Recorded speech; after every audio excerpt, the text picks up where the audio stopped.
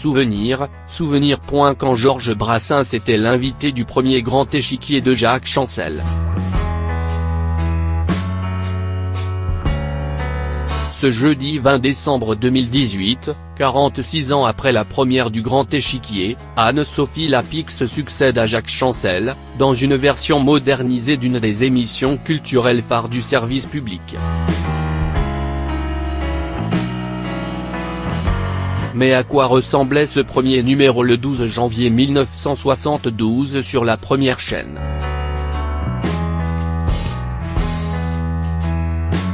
L'émission aurait dû s'appeler Les Grandes Manœuvres, mais le cinéaste René Clair, auteur du film du même nom avec Gérard Philippe, a refusé d'en céder le titre à Jacques Chancel. C'est qu'au début des années 70, plus encore qu'aujourd'hui, le grand écran regardait de très haut le petit.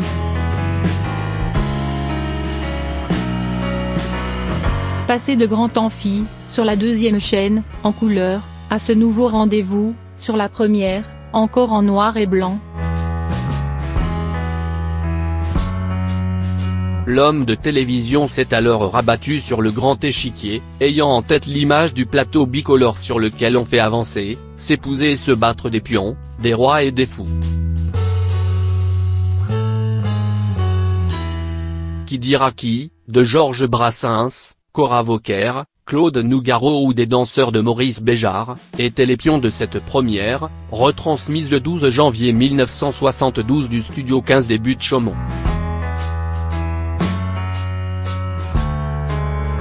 3h13 d'antenne, record absolu de durée, salué par la presse de l'époque, qu'un téléspectateur lyonnais qualifie de belle réussite dans le courrier des lecteurs de Télérama. Ajoutant, l'ortie nous a habitués à des variétés banales, souvent vulgaires, sans aucun intérêt. Il convient de lui rendre justice lorsqu'un effort louable et totalement réussi aboutit. La critique pas unanime.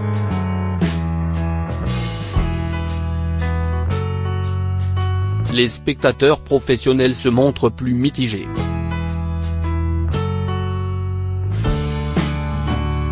Si l'on peut lire dans la Croix que Chancel a réussi à nous distraire sans nous lasser, le critique de France Ce Soir avoue s'être rarement autant ennuyé. Quant à celui de Combat, il parle de fêtes manquées, et conclut son article avec un compliment teinté de perfidie, ayant raté sa première émission. Jacques Chancel en a épuisé les défauts. Il peut dans la seconde émission ne faire apparaître que les qualités. 6 mois plus tard, un journaliste de Télérama reconnaît au Grand Échiquier d'avoir trouvé son rythme. Il n'imagine sans doute pas que la formule durera 17 ans.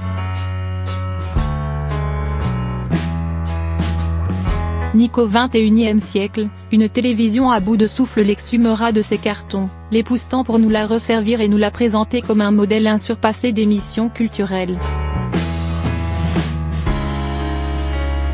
Le critique d'aujourd'hui rétorquera que la modernité d'hier n'est plus celle d'aujourd'hui.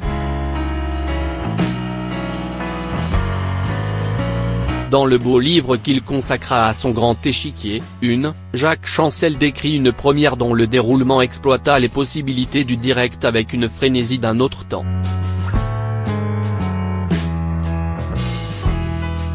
Pourquoi avoir envoyé Georges Brassens jusqu'en Béarn, s'y interroge-t-il.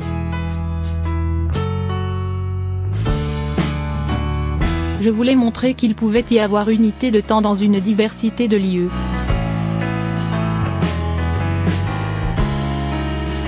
C'est ainsi qu'après avoir commencé à chanter en grattant sa guitare sur le plateau de l'émission, l'interprète à moustache se retrouva conduit à fond la caisse par le pilote Jean-Pierre Beltoise jusqu'au Bourget où l'attendait un jet privé. l'amitié, l'avait conduit à accepter ce qu'il considérait comme le pire, un voyage en avion, se souvient Jacques Chancel qui, en Pyrénéen, le fit mener chez des amis à lui dans le Béarn.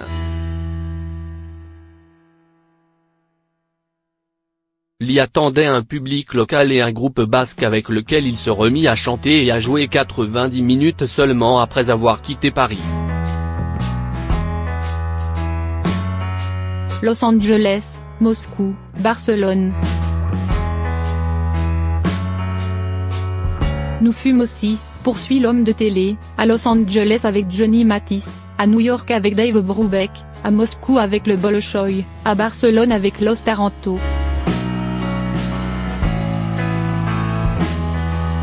Enthousiasme puéril, admirable naïveté, sublime maladresse. Nous voulions trop en faire.